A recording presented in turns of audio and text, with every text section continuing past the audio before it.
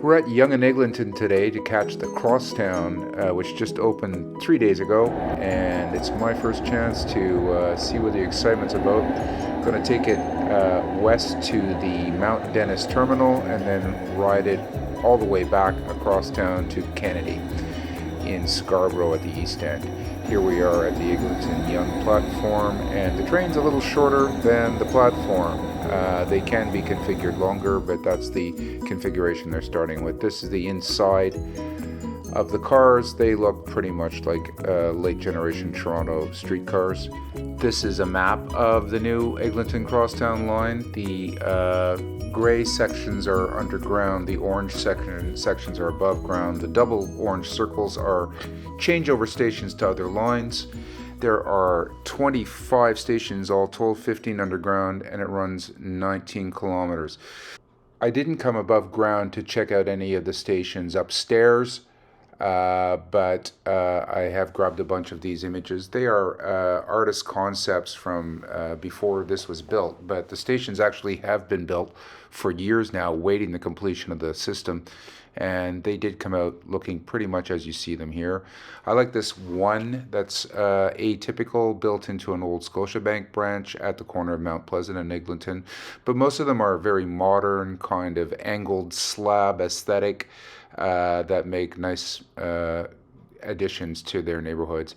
Here's the Science Center station, since renamed Don Mills because there's no more Science Center there anymore.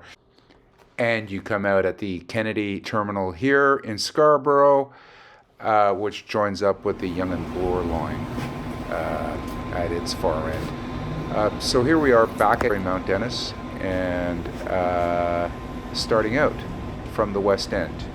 And for some reason, between the first two stations, you are running above ground. This is the only stretch of the western end of the line that is above ground. It eventually re-enters the tunnel, and from there on into the city, past Yonge and onto Laird, the whole thing is underground and runs a little faster when it's underground, although the trains are running a little slow right now because they're still in a quasi-testing mode.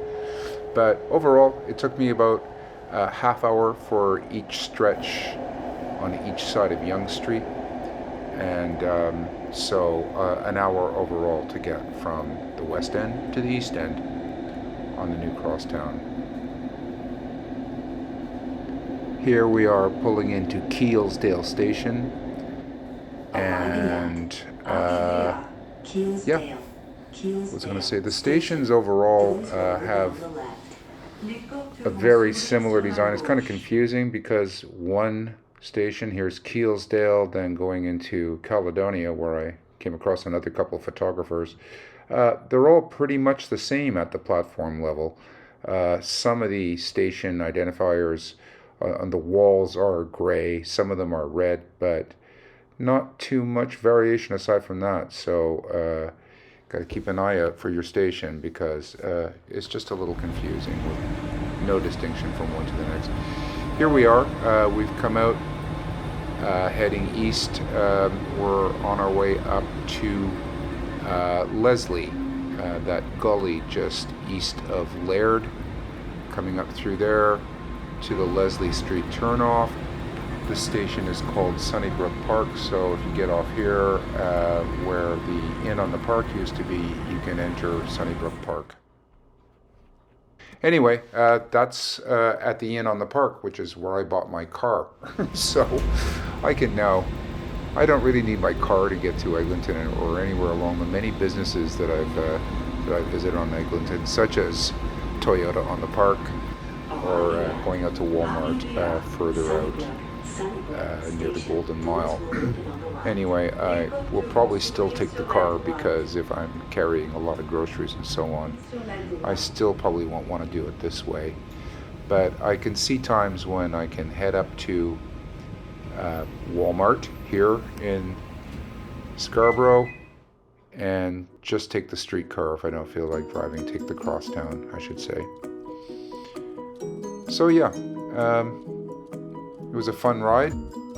It didn't seem overly crowded, which is maybe why they're running the trains a little short. But overall, I think people are loving it.